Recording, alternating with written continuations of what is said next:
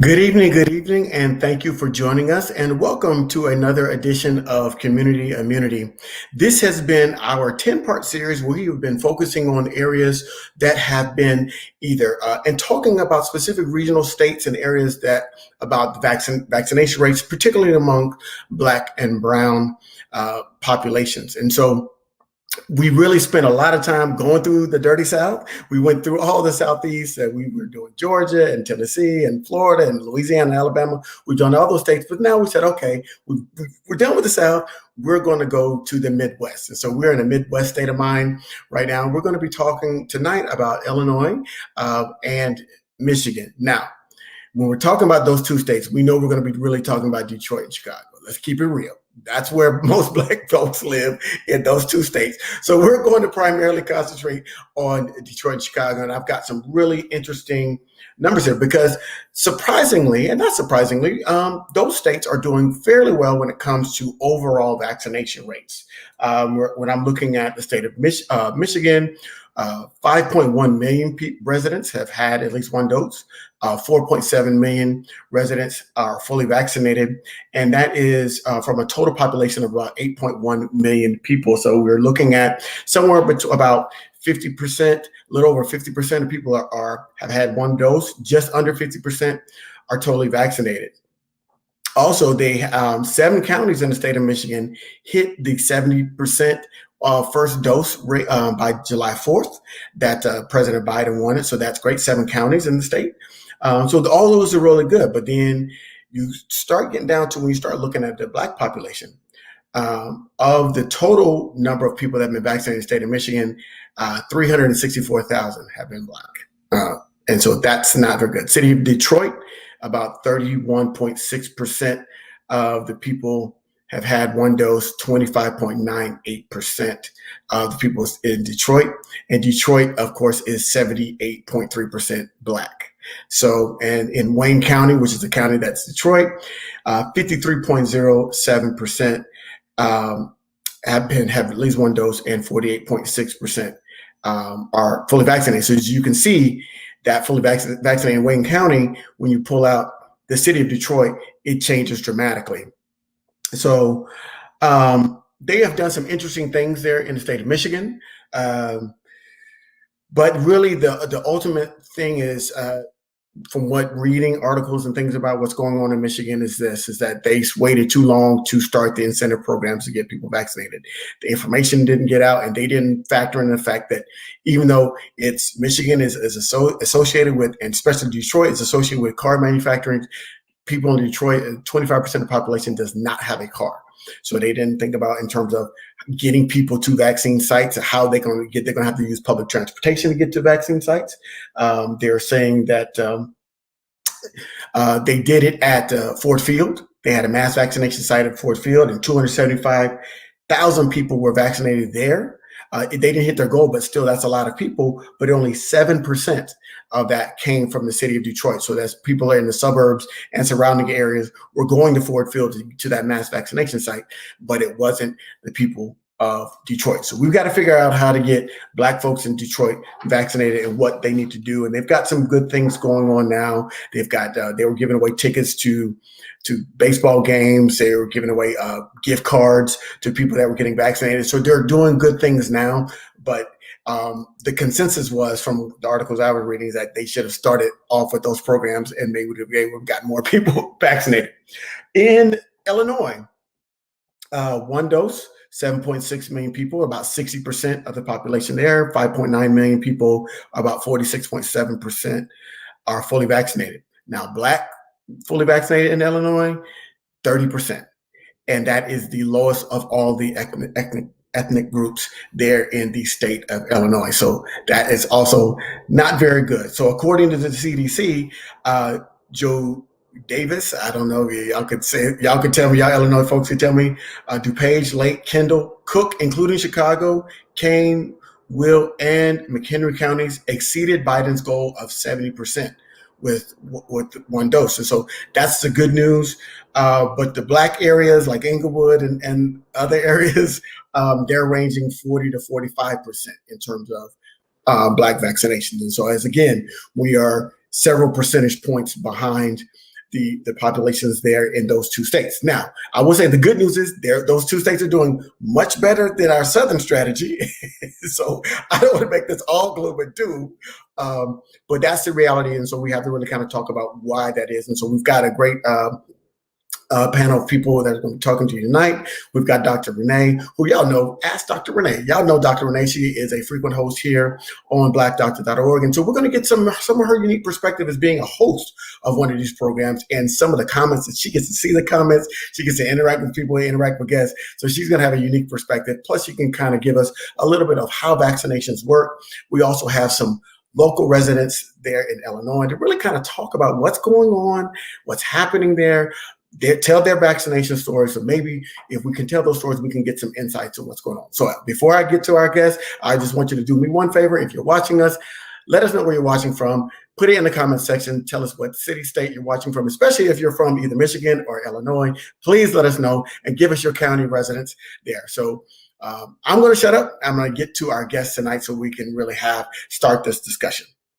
First up, we've got Dr. Renee Montgomery, and y'all know Dr. Renee. I don't even just ask Dr. Renee. Dr. Renee, let me ask you this.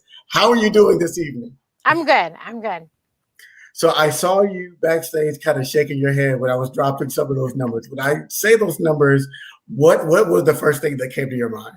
Well, because I am here in Detroit, I must say today on the news, they said they're only giving COVID updates on Tuesdays and Fridays. So it has vastly improved. Okay. We are having way fewer deaths, way fewer people, getting COVID. So it is really getting a lot better. It's unfortunate that, we didn't make the goal. And we, here in the state of Michigan, we did almost make the president's goal, which would have been awesome. But at least I know that Mayor Duggan has really championed to get Detroiters out there to make sure, because Ford Field wasn't the only mass site. They also had it used to be Cobo Hall, it's now called TCF Arena. They had that place as well where you could go and get vaccinated as well. And it was up. And as a matter of fact, you could just drive up, I think, and they did them in the car.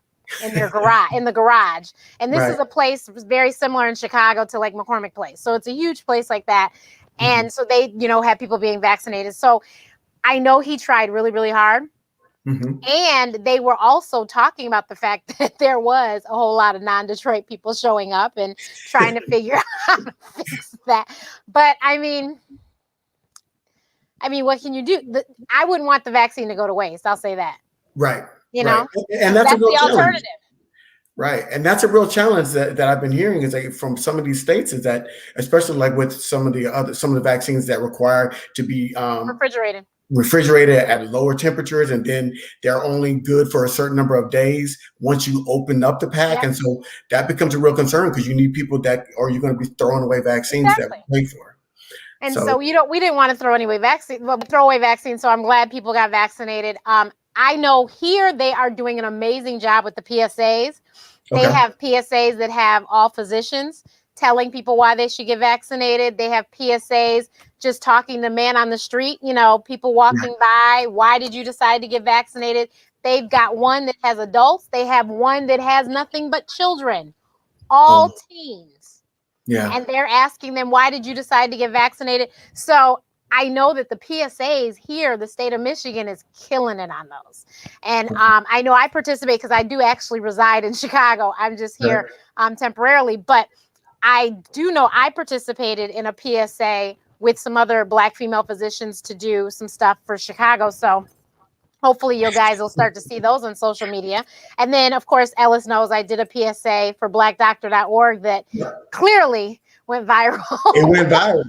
I'm not talking millions of folks saw that one.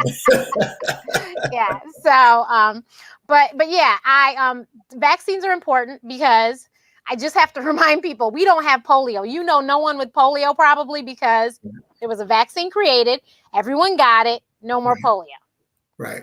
And so there's all sorts of measles, mumps, rubella. How many times do you hear people actually getting these things? Because the MMR. So that is the same thing with COVID. And when you have a vaccine, thank you, Jesus, we have vaccines, because if you do get exposed to COVID, you will not get as sick as you could have if you were not vaccinated. And that say that again, because I think there's a misnomer that you're not going to get it. Vaccine is like a shield around your body. What does the vaccine actually do? No, the vaccine is it's mRNA vaccine. So basically, it's showing your body this is what it looks like, and so when your body does get it, it'll know how to fight it off. Basically, in simple terms, that's what it is. So you are not completely inoculated. You'll never be able to get COVID-19. No. Right. If you get it, you won't get severely ill from it. And that is the same as flu vac. When you get a flu vaccine, it's not saying you're not going to get the flu. It's saying that you won't get so sick that you'll need to be hospitalized. And God forbid, people do die from the flu, and you could die from the flu. So that's the whole thing. And that's why it's so important to get vaccinated. Now, with the Delta variant, that has thrown something in the mix because the numbers are going crazy with the Delta variant now. And the people who are getting infected with it are people who did not get vaccinated. Right. And the physicians are saying that these people are getting sick, like from the people they saw with COVID-19, the Delta variant, they said they're getting sicker way quicker. I saw there was a quote that said the Delta variant is like COVID on steroids. Yes. And I wrote that down, and people were like, I was like, wow, that was a significant. They said it's easier to catch, and it has more kind of. And you know what? It's affecting young people now. Like that is who these numbers are going through the roof. I just saw on the world news, I think it was in Missouri, there was a hospital that ran out of vents because that's how many COVID admissions they had this past weekend. Wow. So we're looking at all of that again. So and you're making a great point because the country is opening back up, right? Yes. And we're only hovering around just around 50% in terms of fully vaccinated. Millions of people have been vaccinated, but we're still not at herd immunity, but everybody's opening it up and people are going back out like we are good. And now we're seeing some cases starting to creep back up, especially when you control for the people that are vaccinated. If you take the people that are vaccinated out of the total population, the numbers are going up. And so, yes, people, and I'm going to dispel this myth. So I did read this. People have still been fully vaccinated and have died, right? That has happened. So I don't want to even get on here and try to sell y'all anything. But when you're thinking about the ratio, I read an article that said of the 18,000 people that have died from COVID-19, 500 were fully vaccinated. So that means 17,500 people were unvaccinated that died. So as you can see, it's a significant difference between the vaccinated and unvaccinated people. And that's what that efficacy rate means when they said the vaccines are 90 to 95%. That means there's a 5 to 10% chance that it won't fully protect you. And there could be that, but that's better than none. And you don't want to be in that other group. So I do want to, in full disclosure with our audience. So, and also, I mean, this is why I think it's really important. It's wonderful that we are able to to go freely. Everything's opening up. It's great. Yes. But I still wear my mask. The only time I don't have my mask on is when I'm in the house or when I'm walking outside, and I walk outside during the day and nobody out there but me. And so that's it. But otherwise, I wear a mask at the grocery store. When I go pick up food, we still haven't ate in a restaurant even. But I always wear my mask because I don't know. Like, it's not a controlled environment. I do not know that all of you are vaccinated. Now, I know that a friend of ours had an event for the holiday, 4th of July, and all of the adults were vaccinated. Okay. And that was, she knew that to be true. That was the, God's honest truth. And if that's the situation, that's one thing. But I am not taking any chances. It's wonderful that the sign on the door says all vaccinated people can go without masks. But let's be honest that we should not trust everybody's honor code. And that's the challenge. And so, but I'm saying as a fully vaccinated person, I think the other challenge of that is, why did I get vaccinated? If I can't do it, if I got to still wear a mask to do all this other stuff. And that's where we're getting some of the pushback. And so I'm saying, just understanding that, I still wear my mask too. And I look, and then now I see fewer and fewer people in the grocery stores wearing masks. But you know what? I will say the staff always wears the mask. Did you ever notice that? Like, I went to pick up pizza the other day. All the staff have masks on. The lady behind me didn't have a mask on, but I had mine on and they had theirs on. So I think it's funny. The staff is wearing a mask, but you choose not to. That's your business. But I am fully vaccinated as well. And my whole thing is I feel comfortable outside without a mask. But when we are in closed quarters, Yes. no, I'm not going to be without a mask because, anything could be flying back and forth. And no, I'm okay.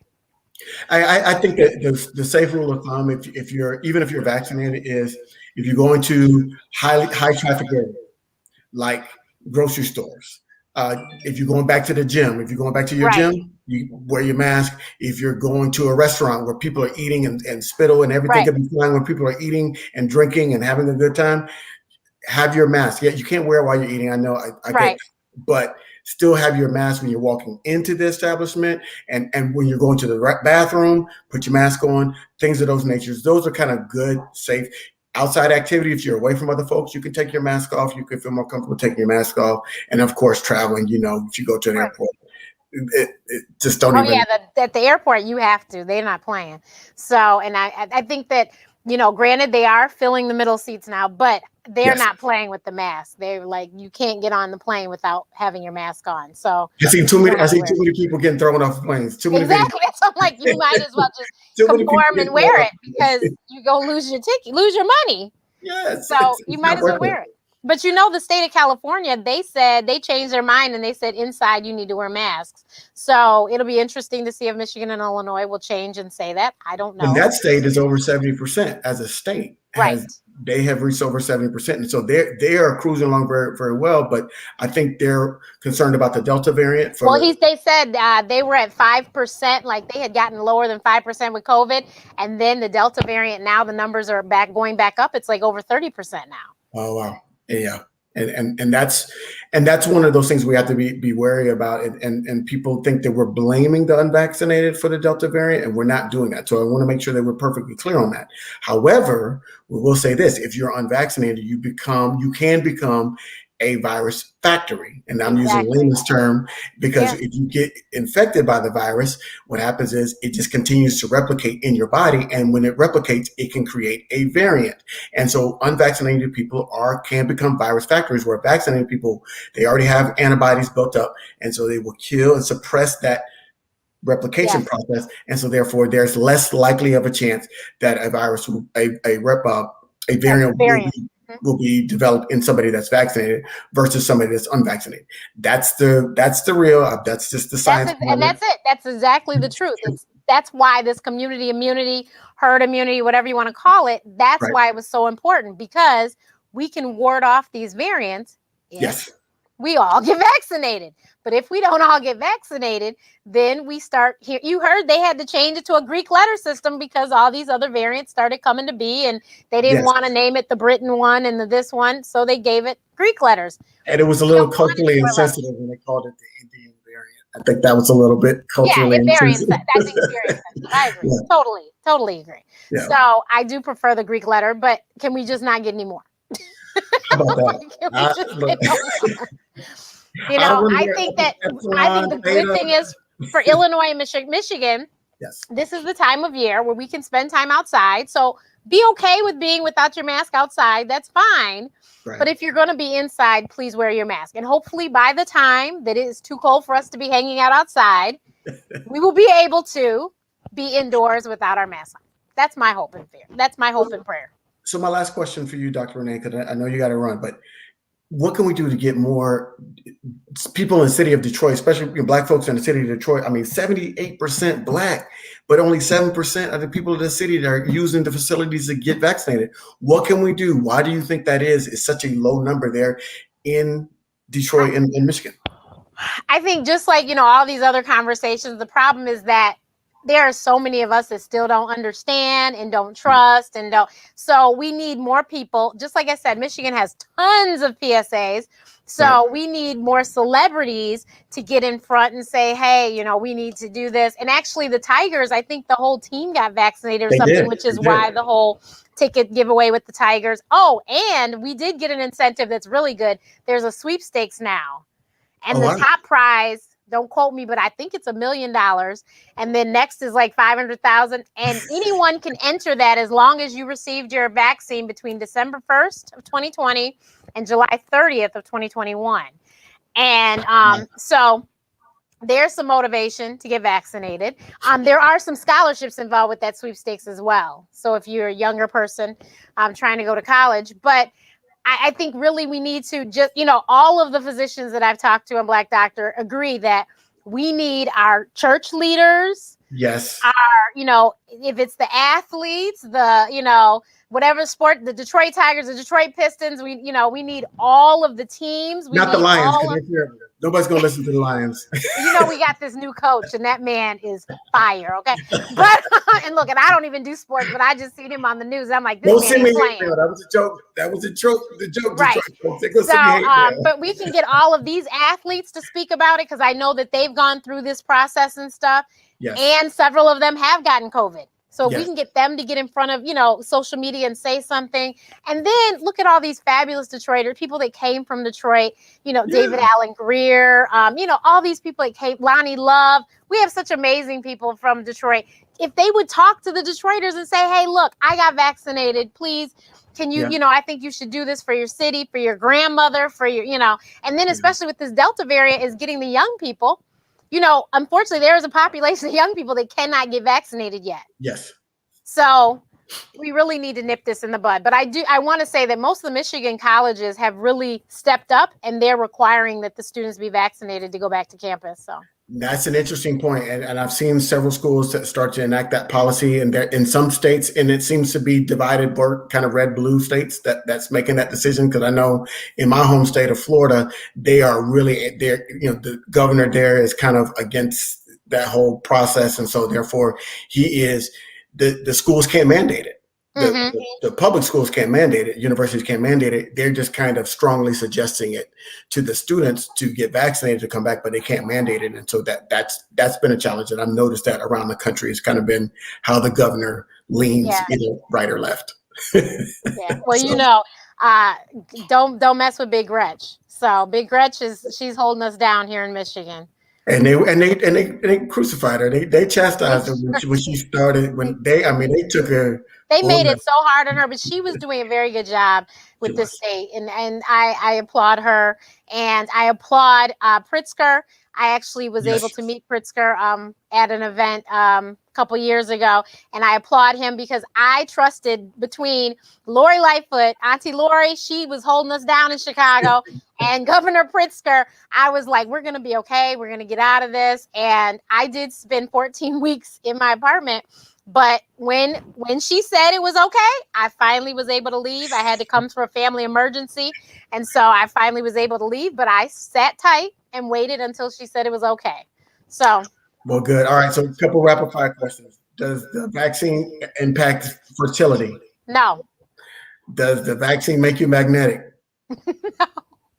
Does the vaccine, this is what's happening out there. I know. Does the vaccine impact your DNA? No. Wait a minute. Let me go back to the magnetic. If you all want to know about a tracking device, get rid of your cell phone. That's all I'm saying. Go ahead. Yeah, that's a good point. That's a good point. You've been tracked already. If you got a cell phone, you can track everything you do. Everything you say, do. Yep. Trust me, it will show up in your Facebook feed if you're on Facebook. Yes, it will. Yeah. So they're in your conversation. And I'm going to say this just for the folks that I looked it up myself. Go to the CDC website. You don't even have to go to the CDC website. If you know Google and just put in vaccine ingredients, it'll take you to you can read all the ingredients. And they have it listed. And they have it listed as what are the active ingredients and what are the inactive ingredients in the vaccine. So you will know what's in. And all three, J&J, Moderna, and Pfizer. It lists all three active and inactive ingredients, and it tells you how it works. It is all spelled out for you, so you can't say that you don't know what's in it. You can know exactly what's in it. Go to the site. I had somebody on one of these programs say they can't tell you what's in the vaccine. I put the link. I said, this is a simple Google search away. It will tell you what's in it. So we got to get over that. Black folks, we got to get our community safe because we already have enough challenges. So many people. So many people. So let's not lose any more unnecessarily. And it's a simple process. So Dr. Renee, this has been wonderful. I think it's the first time you and I have. I think so. So you host the program, I host the program. Right. It's the first time we've been on camera together. So this has been great. It's wonderful. We got to have you back and part of, maybe you co-host with me on the next program. Okay. We could talk about that. So I know you got to run, but this has been wonderful. Thank you so much, Dr. Renee. If you need to follow her, you see it. It's Ask Dr. Renee and Ask everything. Dr. Renee. Yep. She's got you held down. Thank you so much, and we'll talk to you soon. Bye. Thanks a lot. Well, and you heard it from Dr. Renee. She laid it down. She gave you all what a vaccination is. We can give you the ingredients. But now we're really going to go a little bit deeper. We're going to talk to some residents that are vaccinated and kind of talk about their vaccine process, because when we're looking at the numbers don't tell the whole story, right? So we got to get the stories and really talk to people to get a clearer understanding of what it is to be vaccinated. So our first guest is Melanie Griffith. Pugh, she is a director of strategic accounts. That sounds a very fancy sounding job title for Linkage Incorporated. And she is a vaccinated resident there in Chicago, in the Chicago area. And welcome to the program. Thank you. Thank you for inviting me. Thank you for joining us. So I know you're vaccinated. What was your thought pattern when you heard when COVID started and you know the vaccines were coming out? What was your initial thought? Were you hesitant at all? Or were you like, as soon as it's available to me, I'm going to go get it? Right. So the latter for me and my family. So when I heard the vaccine was coming, I was actually very excited. Okay. My thought process was how soon could we get it?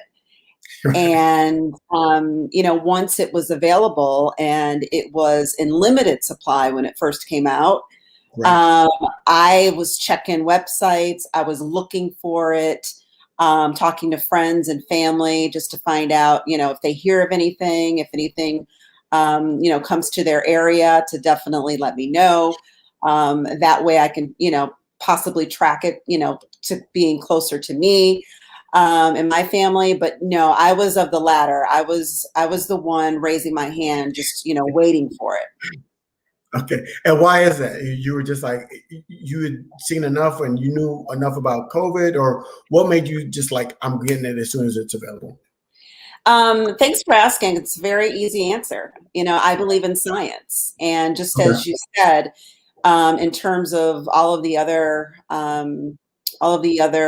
illnesses or diseases that are out there, that have been out there since we've been children, my parents always took it upon themselves to get us vaccinated. And as you mentioned with polio, do you know of anybody who has polio at this point? I don't. And so it wasn't a question. It was just a matter of, I believe in science and I believe in facts, really. Right. And just really wanted to take advantage of an opportunity where I knew and I felt comfortable in the fact that taking this vaccine would protect me. Mm-hmm. Not so much from dying, so to speak, but protect me in a way where if I were to contract the virus, then potentially I wouldn't become as sick as I would without having the vaccine. You're breaking an interesting point up in terms of, you understand the science and you said, okay, I'm going to trust the science. How are you able to filter out all of the noise that is being created on the internet and social media about, the vaccine itself and how it's been politicized and all that stuff? How were you able to filter all of that out and just focus on the science? Yeah, it's interesting you asked me that. And I had to think about it as you were asking me that. But I would have to say that listening to Dr. Fauci. Okay. Listening to Dr. Fauci and, relying on his factual, his information, his research. And really, I mean, he had been the spokesperson, right? He had been the front man for the virus. And so just seeing him on television and doing my own little research, I just really believed in him. Right. And I believed that, if this person, the highest, leader within the CDC or just within the scientific field, really believed in this vaccination and actually took the vaccination, then who am I to not believe in that? And I'm not one to believe in conspiracies and that sort of thing. So I think it was more easy for me to Right. just, stick to the facts. And I Right. believe in science, so it really wasn't difficult for me. And it's not a bash against anyone that isn't resolute in that. It's Right. just it wasn't really it really wasn't a hard decision for me to move forward because I really followed him. So I heard you mention earlier your children. Are your children vaccinated, or are they of age to be vaccinated? Absolutely. So I have two sons. One is 21 and one is 17. Okay. And my story with my children, well, my 17-year-old really didn't have a choice, right? He's still legally under our jurisdiction, right? Right. So Right. that was not a big deal. However, my 21-year-old is away at school. Okay. And so I remember talking to him about once the school had announced that they had vaccines available for the students. I remember having a conversation with him about schedule an appointment and make sure that you are on top of this and that you schedule your appointment, and not only schedule your appointment, but make sure that you execute and you are, you show up on time and you get the vaccination. Because it's one Right. thing to schedule an appointment, it's another to actually follow through, especially with a college student who is on his own and Right. may or may not be taking it seriously, and even just listening to his network and listening to his friends Right.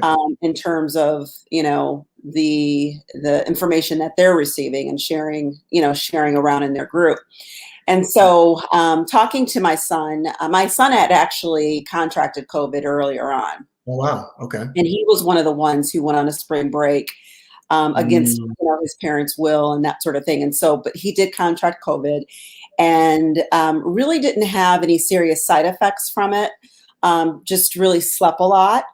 But fast forwarding to receiving the vaccination and it being available on campus, I did receive a phone call from him, and he said to me, "Mom, I really don't think I need the vaccination." And I said to him, I said, "Well, we believe that you do." And he said, "Well, I've already had COVID. They say that, you really can't get it again." And, there's just all these different misconceptions out there and misinformation that I believe students hear. And so I told him, I said, "Listen," I said, "schedule your appointment." And I actually went online to see the availability on the app that they have. And I talked to him and I said, "Listen," I said, "there's availability tomorrow, the next day, and the next day. So I want you to get on that schedule." Right. And his response to me was, "Well, Mom, I'm afraid that I'm going to get sick and I have some exams coming up." And I said, "Well, I want you to be in a position where you can continue to take your exams." Right. And so I just stayed on him, and he went back in, he went into the app and he scheduled an appointment, but the appointment wasn't for, I believe it was 2 to 3 weeks out. Right. And he just kept saying, "Mom, I'm just afraid that I'm going to get sick. And I've got a few things I need to attend to, exams, a party, that sort of thing."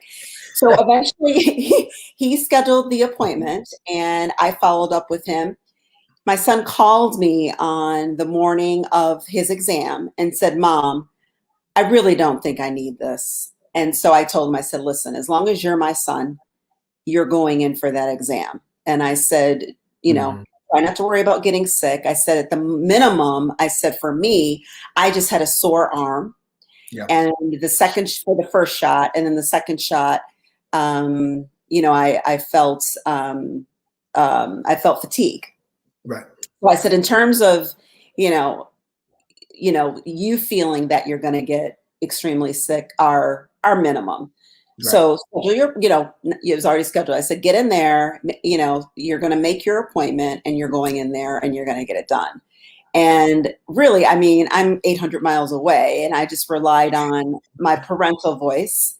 Right. And, just really leaning on him to go in and get it. And so he did.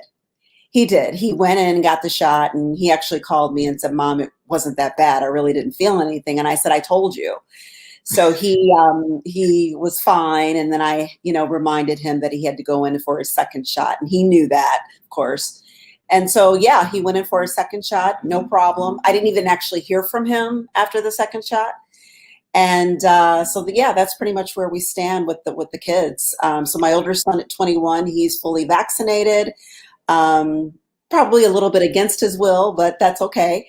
That's what parents are for. And then like I said, my 17-year-old, he had some reservations, but he's 17 and he really didn't have a choice. Neither one of them did really. I don't care what it is. It's funny when mom asks you to do something, you just do it. Right. You could go kicking and screaming, but you're going to eventually do it.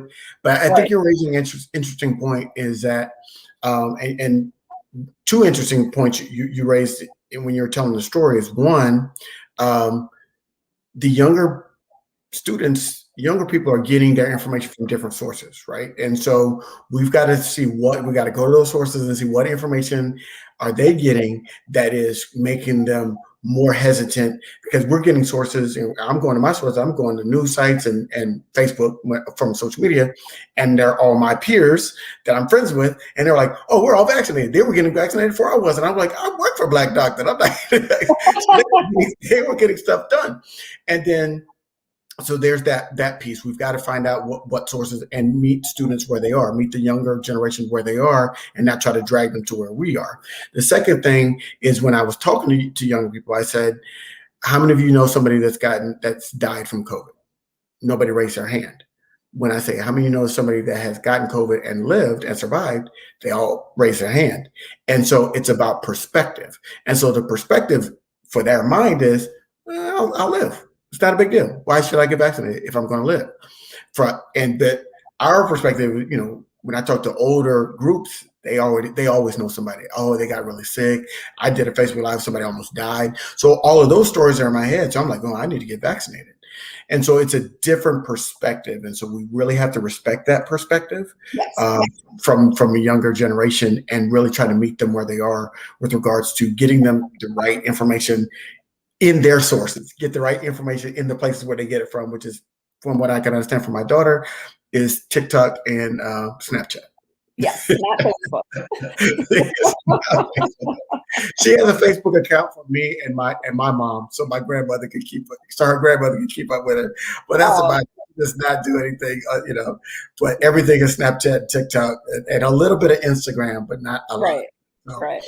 So it's great. I think, and you're telling a story about, hey, look, people are thinking, they're hearing horror stories. Dr. Renee kind of eliminated some of the myths about what could happen to you. Your son had it, and is not experiencing those long hauler syndrome that some people have been reported that have had, COVID prior to. And so I think, and it's a good point. James is making a good point in the comment section. He's saying your son is protected because he's got the combination of having a natural immunity generated from having COVID, and then he's gotten vaccinated. And so people are reporting that if they've gotten COVID and got vaccinated after the fact, that it's eliminating some of those long hauler symptoms that have been, some people are reporting even after recovering from COVID, their sense of taste is not returning immediately, the sense of smell, they have brain fog. And so, but when they get vaccinated, those symptoms are clearing up. And so it is showing, and so it's still, and then even today I read that the J&J vaccine is not only is showing that have a protective effect of 8 months or longer, and having protection against the Delta variant. And so that's another kind of concern that Dr. Renee talked about. So I could talk to you all night. You have been great. I love it. Like you sound like my mom. I'm like, oh my goodness. Because she would do that. When I was in college, she would do that. She would call me randomly. Thankfully, I didn't have a cell phone back then. Because my phone probably would have been blown up the entire time I was there. That's right. She would call and be like, have you done this? Have you done that? And so I'd be like, okay, yes. I'll do it. Yes. So yes. Threaten them. You need money? Go get vaccinated. Exactly. You want to eat? Go get vaccinated. You go cut them off until you get vaccinated. That's right. So we're gonna get to our last guest. We're gonna ask you to hang around for a little bit because we're gonna do a wrap up. But I'm gonna bring on our final guest here, And this is Charvelis W. We're not going to put his last name for protection. I think he's in witness protection. That's why he just got the W there. His last name. But this is Charvelis W. Charvelis is an HR professional, and he's on the other end. So when we talk to Melanie, her kids are 21 and 17. They were able to get vaccinated off the rip. But now they've opened up the Pfizer vaccine, I believe, down to age 12. Moderna's and other vaccines are looking at getting expanded to children down to age 12. But your story is a little bit different, Charvelis. From my understanding is your wife is pregnant. So you're about to start a family. So what is that like? And are you vaccinated? Is she vaccinated? And what was that process like for y'all? Well, yes, good evening, in fact. But yes, absolutely. It was a long process that we went through with our OB-GYN to, first of all, add some clarity to what the vaccine really is, no matter which brand you get, but also to comfort her and the baby, right? So we want to make sure that we're protecting the pregnant mother, but also the unborn fetus, right? So we were told that the antibodies inside of the vaccination will travel through the mother system and protect my unborn daughter. And that's all I needed to know. Like if we're going to trust the science and the science tells us that this is going to protect my baby before she even gets here, that's a no-brainer for me. So yeah, absolutely not. Also have a 10-year-old going on 11, going on actually 21, but that's what he thinks. My concern for him right now is are going to get a vaccine that's going to be for 12 and under before they go back to school, but also just with the Delta variant and also with, all these anti-vaxxers that are swearing that they won't ever get COVID-19 or get the vaccine. Do I want these people around my children? So you're raising an interesting point because there has been such division around the vaccine that it could push itself to the point. And then that next step is, okay, are jobs going to start requiring you to become vaccinated? Because we already saw what happened down in Houston Methodist at the hospital. That was challenged, and the hospital won in terms of they said, hey, you work in healthcare, you work at our hospital, you got to be vaccinated. And so the hospital won on that. But are other places of business going to require their employees to be vaccinated? So it could become, and away from the public sector, because we know, hey, look, government can't force vaccinations on people, but private businesses can. They say, if you want to work for us, because many states are considered, and you're an HR professional, so you know this, right to work states, right? And so when you are working a right to work state, I live in Georgia. Georgia's a right to work state. Florida is as well. If your employer says you got to do something that's not going to be detrimental to you or your family, you can't say you don't have a right to tell me that. They can fire you for that because you're not a person in class. Yep. One thing we have to realize here in Illinois is we're at will state when it comes to employment, which means we can hire and fire you for whatever reason, and you can you can go and try to seek retribution through lawsuits and unemployment benefits, so on and so forth. But at the end of the day, we make the decisions at the corporate level and all these businesses to hire and fire whoever we like. And a lot of our younger people are playing a dangerous game to where if you're employed or not gainfully employed, looking for other employment, they may come in, they may start asking those questions about, what is your vaccination status? That question, you can balk at it and not answer it, and they'll just say, oh no, this person's not vaccinated, and use the at will state moniker to kind of X you out. So we want to be very careful.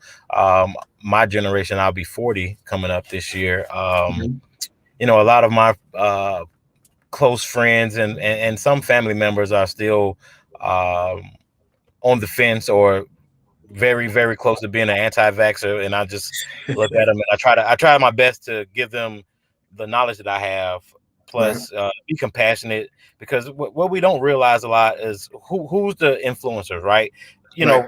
My influence for getting the vaccine was family. My mother was a frontline worker. She's been working at her job for 38 years at one of the top level hospitals here in Illinois, Chicago. And she was one of the first people to get the vaccine. So when she got it, that gave me the green light. I'm like, well, if my mother can get it and she in her 60s and she's experiencing no ill effects, she's been exposed, she's taking care of these patients on an everyday basis. Yeah.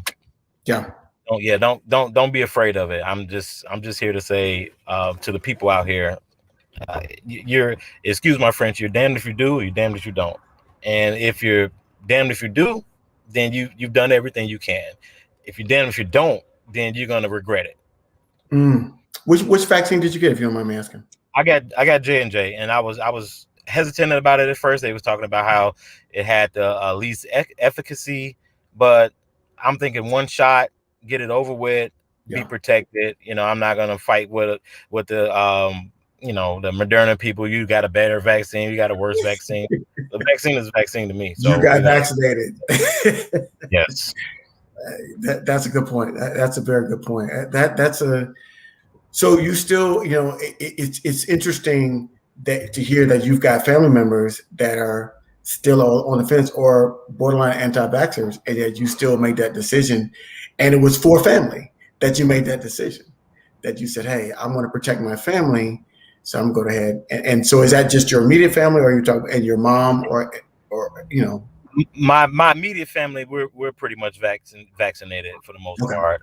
It's some of those distant relatives and some of those friends that are semi-close, and some very close friends that have not gotten vaccinated. Some of them have been forced by jobs and kind of teed off about it. But they got it, and I feel comfortable being in their presence. So. But yeah, I'm going to bring back Melanie as we get close to the end of tonight's program. I'm going to bring back Melanie, and so we can kind of, Melanie, you hear that and you say, okay, do you have friends or family members that are kind of still on the fence in terms of being vaccine hesitant or just anti-vax altogether? You're on mute. So you're on mute. Yeah. Yes, I do actually. I have a few family members who are anti-vax. And so I just recently, I don't know if you would call it so much a conversation, but we were in each other's presence, and I had my mask on, and she had her mask on, and I asked her. I said, "You're vaccinated, right?" And she said, "No, I'm not." And I said, I know. I mean, I just really couldn't believe it. And it's interesting that, you're asking me this question, because it doesn't matter your education, your intellect level, your IQ. Right. That's what kind of dawned on me, because this particular relative is extremely bright, very successful. I was actually just really shocked. Yeah. And I could tell that this person didn't really want to talk about it. Yeah. And really just, in a way, avoided, going into any conversation about it. And so the last thing I said is, you're smarter than a fifth grader. Come on. But, that was kind of off color, but I was shocked. Really, just couldn't believe it. But yeah, it's an individual preference. I understand that. But what I will say is just continue to do your research and not rely on, family or conspiracy theories. You can say that. Yeah. Sit down at your own computer devices, zero in, and do your own research. And I just really believe that if you can numb some of those voices, that I think that would help.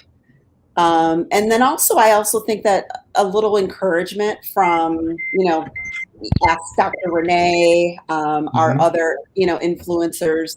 And then also, I think what's really going to be a defining moment is when we talk about our employment and our jobs. If our employment, if our companies are saying that, they're going to make it mandatory, or if they're, making some provisions, I think that will behoove people to take notice, because now we're talking about their livelihood. So I really think that will make a difference in a lot of these people saying, you know what, either my employer is saying that I have to get vaccinated, and or if I want to travel on a specific, do I want to travel to a specific country, or if I want to travel to, if I want to travel in a certain means, if it's a cruise ship or whatever it might be. In some of those cases, you have to be vaccinated. So I think it's just going to take a third party that means something to you. So if it's your employer, or if it's something where I really want to go on that trip and I'm going to get vaccinated, or even as Charvelius mentioned, it could be a newborn coming into the family, and you want to make sure that you're protecting, the children. I think that would definitely be something that will behoove somebody to, turn the corner and make the decision to become vaccinated. Absolutely. Well, this has been a one, and I just put, just for people that are watching, still scrolling across the bottom, is on BlackDoctor.org. We have a COVID-19 resource center that you can get all the information there. We've got a host of videos, articles specific to your area, to your state, everything you need to know about COVID. So in terms of what Melanie is talking about, in terms of doing your own research, we've got a resource center for you to do the research. We've done the research. We've put all the, and we've compiled it in one area. So you don't even have to go all over the net. You can go right to BlackDoctor.org/COVID-19 or even /COVID. It all points to the same way and get all the information you need right there. So that's the shameless plug for the evening. But it's really about keeping people safe and keeping people informed and informed with the right information, and not what they found somebody did a clever video on TikTok. And so, and I sound a little bit sarcastic with that, but it is, if we rely too much on non-scientists to tell us what about something medical, about something as complicated as making a vaccine. That's why the people that make these vaccines have MDs and PhDs, and you don't. They put in a lot of work. That's what they do, right? So we've got to trust that they are doing the right thing and they're not trying to harm people or do something nefarious. This is really about keeping people safe and keeping, especially our community, that are dying at a higher rate, getting infected at a higher rate, and having more complications from COVID, because we've got a lot of comorbid conditions. We've got multi-generational families living together. We live in closer knit communities, so it can spread faster. So we have a lot of those environmental factors that could impact our COVID rates at much, and we're frontline workers, right? Charvelius talked about his mom being a frontline worker. We're doing those frontline jobs. And so we have to protect ourselves in our community if we want to continue to move forward and get back to even those regular activities. You don't have to travel outside the country. If you just want to travel, if you come to the South, we're not vaccinated down here. So you might want to be vaccinated if you want to come down to Florida for a beach vacation. I'm telling you straight up, it's just the way it is. Come to Atlanta. I live in Atlanta. Look, it's where the players play, like the song say, but you need to play with some vaccine in your body. Okay, that's the only thing I'm trying to tell you.